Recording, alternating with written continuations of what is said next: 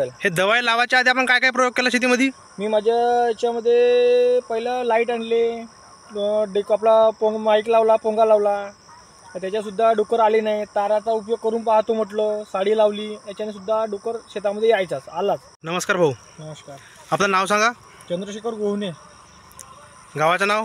रामपुरी. पूर्ण ॲड्रेस? रामपुरी, सावनेर, तहसील सावनेर, जिल्हा नागपूर. अच्छा.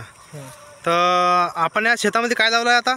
मी तुवर आणि पराठी आहे. अच्छा, हे तुवर आणि पराठी आहे. हा, पराठी झाड हे आहे आणि तुवरचं झाड हे आहे. अच्छा, हे आहे. हा. तर इथं जंगल लागून आहे भाऊ? हो, बाजूलाच लागून आहे. अच्छा, गावापासून किती अंतरावर आहे जंगल? 1 किलोमीटरच्या आतमध्येच आहे. अच्छा.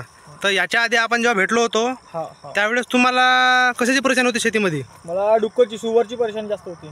अच्छा. हा.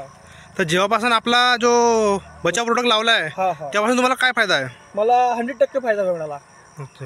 याच्या आधी करून पाहिले प्रयत्न, पण नाही सक्सेस झालं. आता ते तुमच्या जेवढची औषध जेव्हा घेतली, तो प्रोडक्ट आहे, सहीमध्ये आहे. अच्छा, तर आपण या पद्धतीने लावले?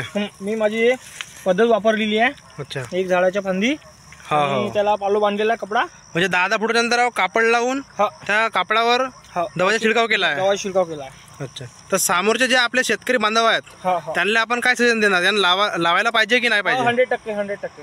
अच्छा. त्यांनी वापर करावा. आणि मी माझ्या गावातल्या लोकांना, सर्व भरपूरशा लोकांना मी सांगितलं, तुम्ही एकदा आणून पहा आणि वापरून घ्या. आपले पैसे जे आहे ते वाया जाणार नाही. तुमचे जे पैसे ते 100% तुम्हाला त्याचा रिझल्ट मिळेल. हे दवाई लावायच्या आधी आपण काय काय प्रयोग केला शेतीमध्ये? मी माझ्या याच्यामध्ये पहिलं लाईट आणले, डेक आपला माईक लावला, पोंगा लावला. त्याच्यासुद्धा डुक्कर आले नाही. ताराचा उपयोग करून पाहतो म्हटलं, साडी लावली, याच्याने सुद्धा डुक्कर शेतामध्ये यायचाच आलाच. अच्छा, म्हणजे तेवढा प्रयोग करून शेतीमध्ये डुक्कर आले? आले. अच्छा.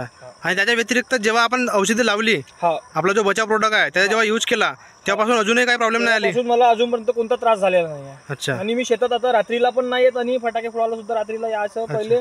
आता कधीच नाही आलो मी. जेव्हाचं तुमचं प्रोडक्ट वापरलेलं आहे तेव्हापासून मी कधी शेताकडे चक्कर सुद्धा नाही मारून पाहिला. आज हे फक्त बाया कापूस वेचणे चालू आहे, म्हणून मी ट्रॅक्टर घेऊन तुमच्या सोबतच शेताकडे आलेलो.